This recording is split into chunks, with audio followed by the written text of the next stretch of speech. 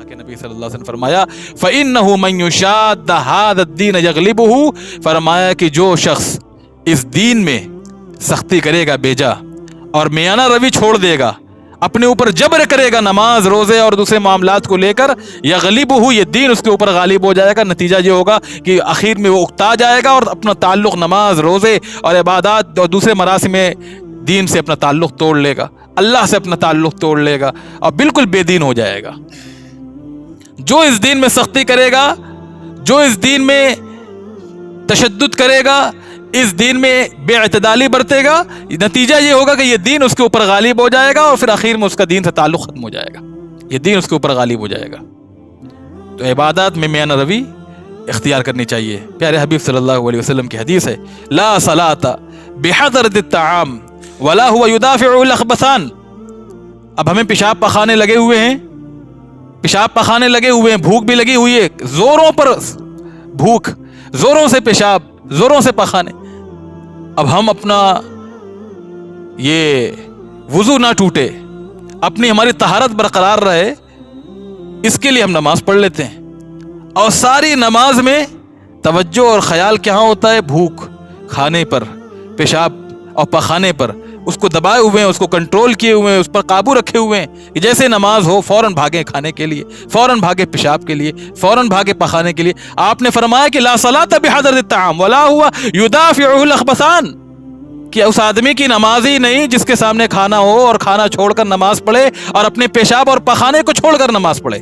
محدثین فرماتے ہیں کہ اس کی نماز کا نہ ہونے کا مطلب یہ کہ اس کی نماز کامل درجے کی نماز نہیں ہوگی، اس لیے کہ پیشاب پخانہ اور بھوک روک کر جو نماز پڑھے گا اور جو بھر پیٹ یعنی سیر ہو کر نماز پڑھے گا اور پیشاب پخانے سے فارغ ہو کر نماز پڑھے گا، اس آدمی کی نماز میں خشوع خضوع ہوگا، اس آدمی کے بالمقابل جو بھوک کی حالت میں نماز پڑھے گا، پیشاب اور پخانہ روک کر نماز پڑھے گا، اس کے نہ خشوع خضوع ہوگا، نہ اعمال کو اور رکوع و سجود کو اس کے آداب اور طریقے پر انجام دیا جائے گا۔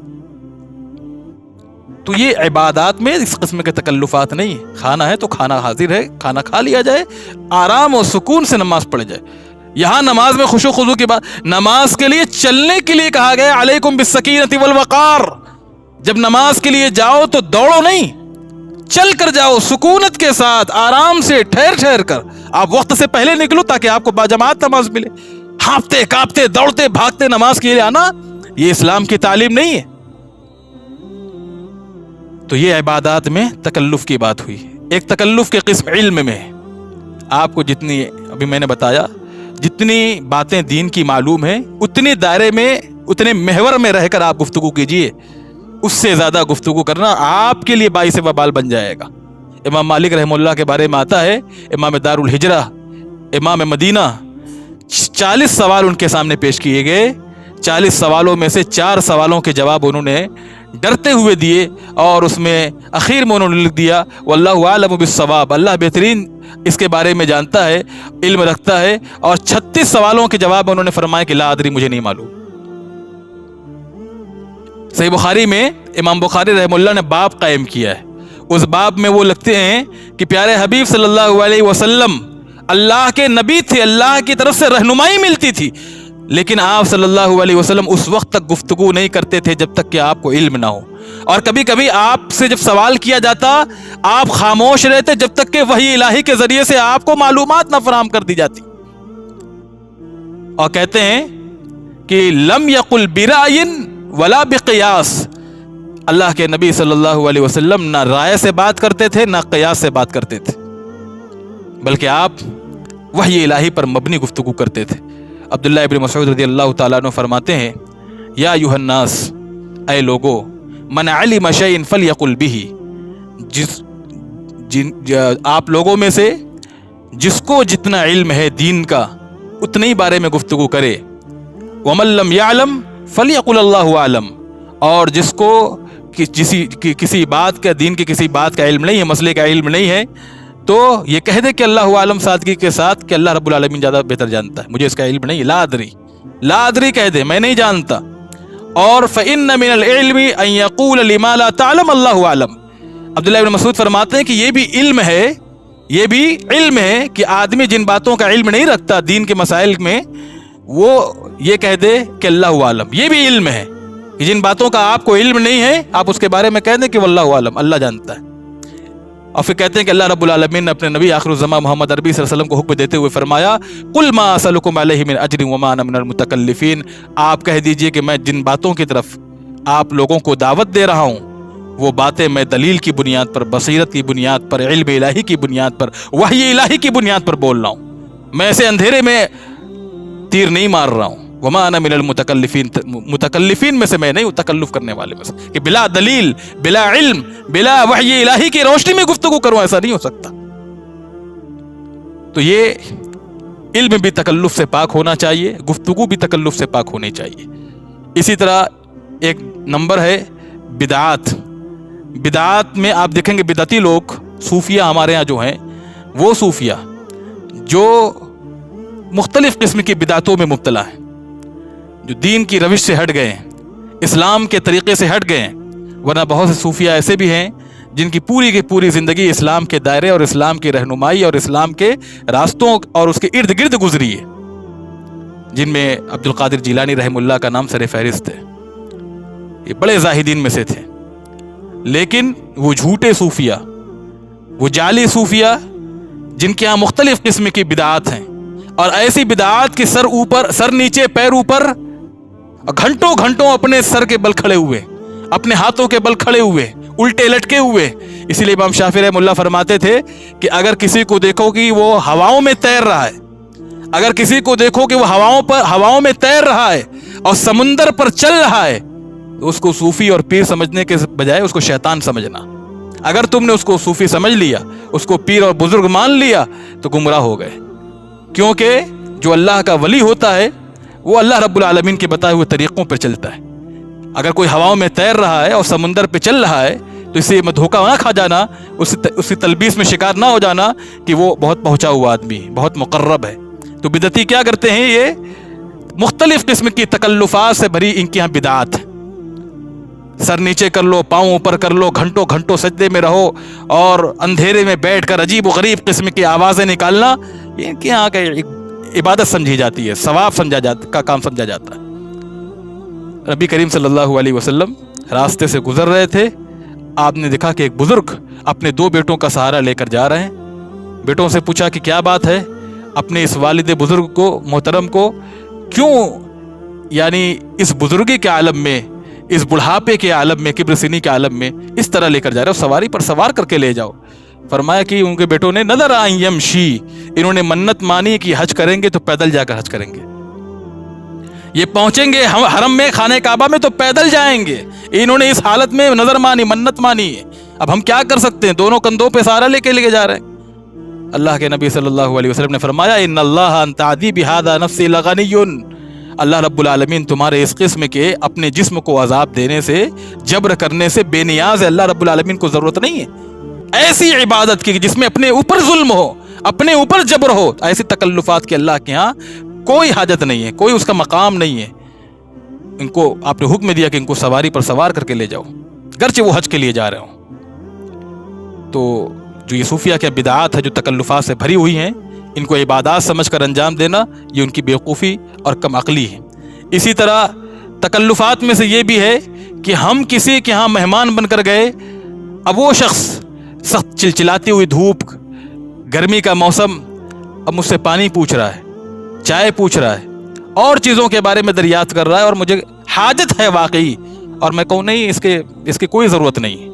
واقعی آپ کا دل مانگ رہا ہے، پانی کی طلب ہے، کھانے کی طلب ہے، چائے کی طلب ہے، حاجت ہے، یا اور دوسری اشیاء کی، لیکن آپ کہیں نہیں اس قسم کو کوئی حاجت نہیں. یہ بھی تکلف ہے اور یہ جھوٹ ہے. میں بتاؤں گا آخر میں کہ یہ بہت سی برائیوں پر مبنی ہے تکلف.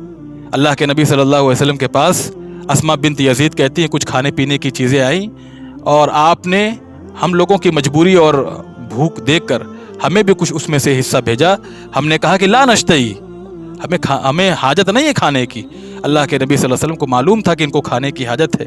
اسماء بنت یزید کہتی ہیں آپ نے فرمایا کہ لا تجتمعن جوعا وکذبا، کہ اے اسماء جھوٹ کو اور بھوک کو جمع نہ کرو.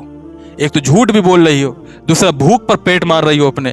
یہ بھوک اور جھوٹ دونوں کو جمع نہ کرو. اللہ رب العالمین کو یہ پسند نہیں ہے. تکلف یہ جھوٹ بن جاتا ہے. اسی طرح مہمان کے لیے تکلف کرنا یہ بھی درست نہیں ہے۔ پیارے حبیب کی تعلیم ہے لا يتکلفن احد لضیفہ ما لا يقدر علیہ، جتنی طاقت ہے مہمان کی میزبانی اتنی کریں۔ اگر آپ کے گھر میں نمکین اور بسکٹ ہے آپ اتنا ہی اس کے سامنے پیش کریں، ضروری نہیں کہ آپ مرغ مسلم اور بکرا خرید کر لائیں، لوگوں سے قرض لیں، ضروری نہیں ہے۔ آپ کی جتنی قدرت ہے آپ اتنی اس کی تواضع کریں، آپ اتنی اس کی ضیافت کریں۔ اب آپ کے پاس بہترین ڈنر سیٹ نہیں ہے تو آپ جا کر دوسرے سے محلے میں، اپنے پڑوس میں، اپنے بھائی سے دوسرے کے گھر میں بھیجیں کہ بھائی ڈنر سیٹ لاؤ، مہمان آ رہے ہیں، مہمان کے سامنے اس کی تواضع کرنا ہے، اس کے سامنے پیش کرنا ہے۔ یہ اسلامی تعلیم کے خلاف ہے۔ تکلف نہیں، سادگی ہونی چاہیے، جو آپ کے پاس موجود ہے بس وہ آپ پیش کریں۔ ابراہیم علیہ السلام کے پاس جب مہمان آئے ان کے پاس بچڑا تھا، بچڑا گئے، کاٹا، بھنوایا، لے کر چلے آئے۔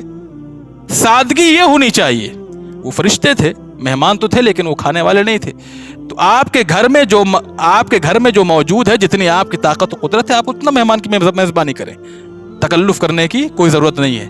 اس سلسلے میں ایک واقعہ ہے جسے امام البانی رحمہ اللہ نے نقل کیا اپنے سلسلہ میں، کہتے ہیں شقیق رحمہ اللہ کہ میں اپنے ساتھی کے ساتھ سلمان فارسی رضی اللہ عنہ کے گھر ایک دن مہمان بن کر گیا، اور میرے ساتھی اور میرے سامنے جب دسترخوان پہ روٹی اور نمکین کچھ کھانے کے لیے سالن وغیرہ پیش کیا گیا تو ہماری عادت ہے بریانی مل جائے تو کہتے ہیں سلاد ہو تو کتنی اچھی بات ہے، چٹنی ہو تو اور اچھا ہو جاتا، یعنی اتنے پر قناعت نہیں کر سکتے، مزید کا مطالبہ ہوتا ہے۔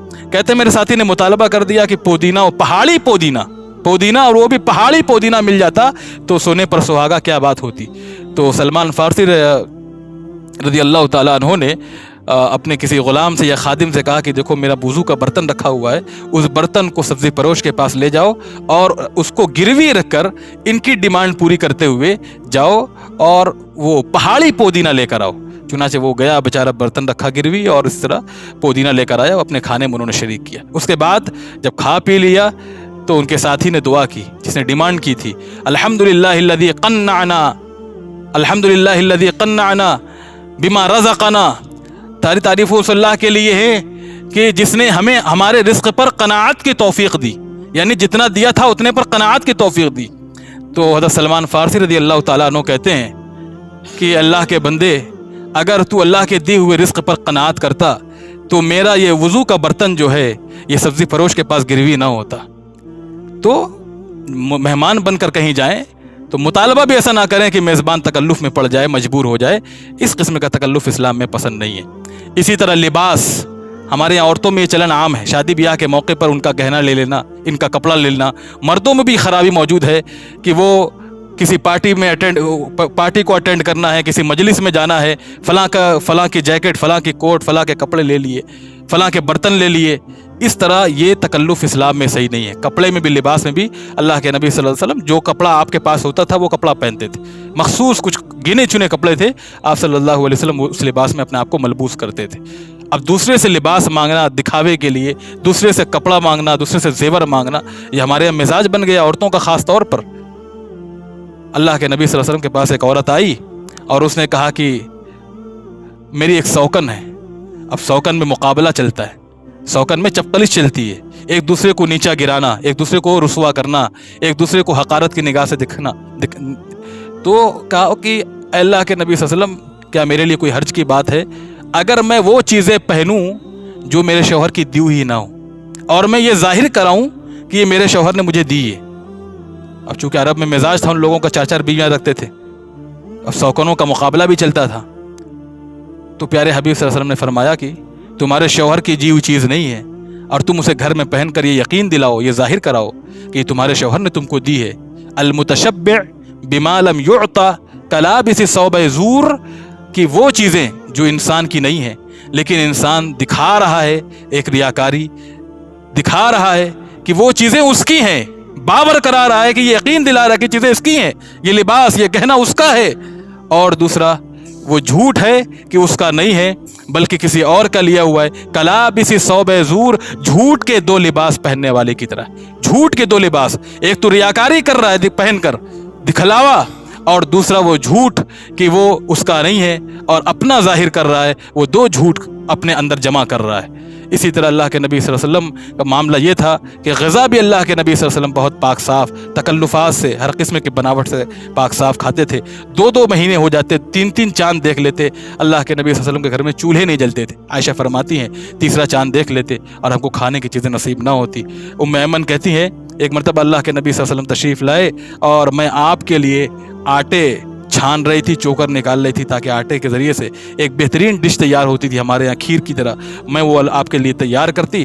جب آپ نے دیکھا کہ میں چوکر نکال رہی ہوں آٹے سے چھان کر، آپ نے منع کر دیا ایمن اس چوکر کو آٹے میں شامل کر لو اور اس کو شامل کر کے وہ ڈش، وہ کھیر بناؤ جو بنانا چاہتی ہو۔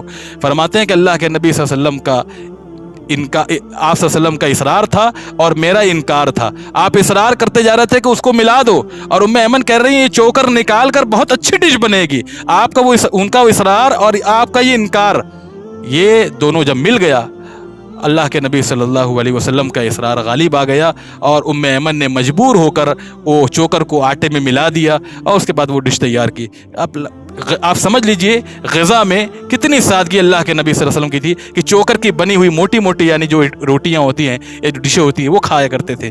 اسی طرح بہت سے لوگ ہیں گفتگو کرتے ہیں تو گفتگو کے لیے گنے چنے منتخب الفاظ استعمال کرتے ہیں، زبان کھول کر بانچے پھاڑ پھاڑ کر گفتگو کرتے ہیں، جمع جمائے الفاظ بولنے کی کوشش کرتے ہیں، سوچتے ہیں تاکہ لوگوں پر لوگوں پر دبدبہ بنے۔ اللہ کے نبی صلی اللہ علیہ وسلم نے فرمایا ہلک المتنطعون، جو لوگ بانچے کھول کھول کر کے ایسی باتیں بنانے کی کوشش کرتے ہیں جو فطری نہیں ہوتی، وضعی ہوتی ہیں، تکلف کے ساتھ ہوتی ہیں، تکلف کے ساتھ بات کرنے والے کو اللہ رب العالمین پسند بھی نہیں فرماتا، اور آپ نے فرمایا کہ ایسے لوگ ہلاک و برباد ہوں۔ ہلاک المتنطعون، جو اپنے باتوں میں تکلف برتے ہیں، بات میں جو تکلف برتے وہ تو بہت عام چیز ہے، اور جو خطبوں میں تقریروں میں تکلف برتے وہ بہت بڑی چیز ہے، اور اللہ رب العالمین نے ایسے لوگوں کو پسند نہیں فرمایا۔ نبی علیہ الصلوۃ والتسلیم نے فرمایا ایسے لوگ ہلاک ہوئے۔ تو یہ چند باتیں تھیں جو تکلفات سے متعلق تھیں۔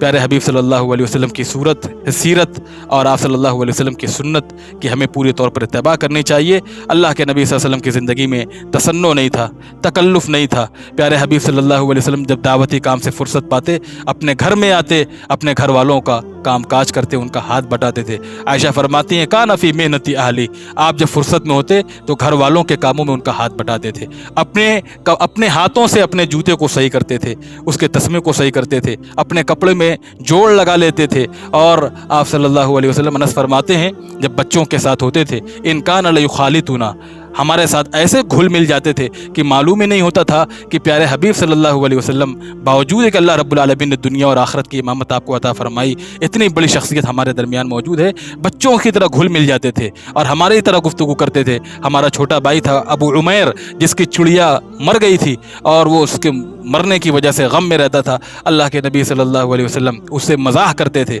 اس سے کبھی کبھی ہنسی کرتے تھے اور فرماتے تھے یا ابا عمیر ما فعل النغیر، اے ابو عمیر تمہاری چڑیے کو کیا ہوا، ما فعل النغیر، نغیر کہاں گئی۔